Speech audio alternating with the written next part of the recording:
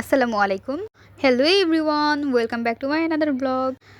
আজকের মেনুতে চান্দা মাছের চচ্চড়ি।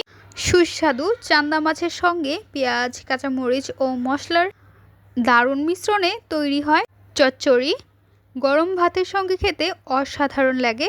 সঠিকভাবে রান্না করলে কোমল স্বাদ ও মশলার সুবাস একসঙ্গে মিলে মুখে লেগে থাকার মতো একটি খাবার তৈরি হয়। একবার বানিয়ে দেখুন, স্বাদ মনে থাকবে অনেক দিন। রেসিপিটি সহজভাবে উপস্থাপন করব, আশা করছি ভালো লাগবে। চলুন দেখে নেওয়া যাক। বিসমিল্লাহির রহমানির রহিম।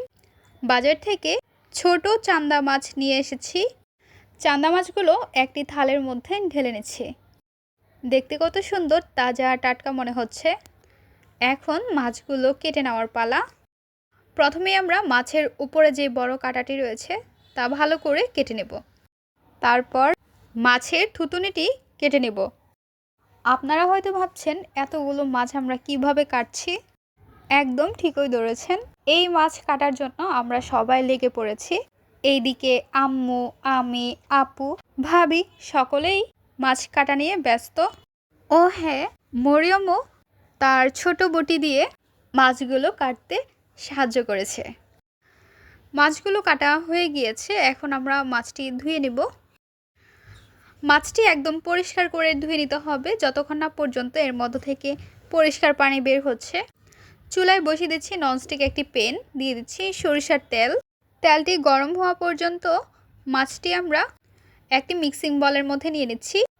চান্দা মাছের মধ্যে দিয়ে দিব স্বাদ অনুযায়ী লবণ, হলুদের গুঁড়ো, গুঁড়োমরিচের গুঁড়ো। এখন আমরা মিক্সড করে নেব।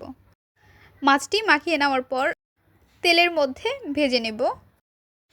মাছটি আমরা চারপাশে দিয়ে দিচ্ছি। মাছগুলো আমরা একদম ক্রিস্পি করে ভেজে নেব। ক্রিস্পি করে ভেজে নেওয়াতে খেতে অনেক বেশি ভালো লাগবে, তার থেকে বড় কথা মুখে কোনো কাঁটাই বাজবে না। মাছটির এক পাশ হয়ে গেলে আরেক পাশ উল্টিয়ে নিতে হবে। এখন আমরা মাছগুলো উল্টিয়ে নেব। মাছগুলো উল্টিয়ে পাল্টিয়ে নেওয়ার পর যখন দুই পাশ একদম মুচমুচে ক্রিস্পি হয়ে যাবে তখন আমরা মাছগুলো নামিয়ে নেব। দেখতে পাচ্ছেন কি সুন্দর মাছের মধ্যে কালার এসেছে। নেড়ে চেড়ে নেওয়ার পর মাছগুলো আমরা নামিয়ে নেব। আপনারা কি কখনো এইভাবে চান্দা মাছ ভেজে চচ্চড়ি করেছেন? মাছগুলো নামিয়ে নেওয়ার পর এখন আমরা দিয়ে দিচ্ছি অল্প পরিমাণ সরিষার তেল। তেলটি গরম করে অ্যাড করে নিচ্ছি পেঁয়াজ কুচি, কাঁচামরিচের ফালি। দুইটি কালারের কাঁচামরিচ নিয়েছি, সবুজ এবং লাল, দেখতেও খুবই সুন্দর লাগছে। পেঁয়াজগুলো আমরা নেড়ে চেড়ে নিচ্ছি। পেঁয়াজের কাঁচা গন্ধ যাওয়া পর্যন্ত অপেক্ষা করব। এখন আমরা অ্যাড করে নিচ্ছি গুঁড়ো মরিচের গুঁড়ো, হলুদের গুঁড়ো, স্বাদ অনুযায়ী লবণ। খুন্তির সাহায্যে উল্টিয়ে পাল্টিয়ে নেড়ে চেড়ে নিচ্ছি। মশলাটি যেন না পড়ে যায় সেজন্য দিয়ে দিচ্ছি অল্প পরিমাণ পানি। পানি দিয়ে নেড়ে চেড়ে নিচ্ছি। মশলাটি আমরা 2 থেকে 3 মিনিটের মতো ভালো করে কষিয়ে নেব। মশলা কষানো হয়ে গিয়েছে, এখন অ্যাড করে নিচ্ছি চান্দা মাছ। ভেজে রাখা চান্দা মাছ দেওয়ার পর উল্টিয়ে পাল্টিয়ে মিক্সড করে নেব। মিডিয়াম ফ্লেমে রেখে আমরা মাছের চচ্চড়িটি করে নিচ্ছি। চলে আসলাম 2 মিনিট পর। খুন্তির সাহায্যে চচ্চড়িটি আবারও উল্টিয়ে পাল্টিয়ে নাড়াচাড়া করে নিতে হবে।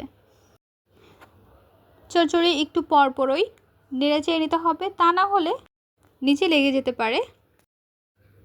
তাই একটু পরপরই আমরা নেড়ে চেড়ে নিচ্ছি। চান্দা মাছের চচ্চড়ি প্রায় হয়ে গিয়েছে, তবে চচ্চড়িটি আমরা একটু মুচমুচে করব, তাই আর অল্প কিছুক্ষণ ভেজে নেব। তারপর চুলাটি অফ করে পরিবেশন করে নেব। চচ্চড়ি করা হয়ে গিয়েছে, এখন আমরা নামিয়ে নিচ্ছি। তৈরি হয়ে গেল মজাদার চান্দা মাছের চচ্চড়ি।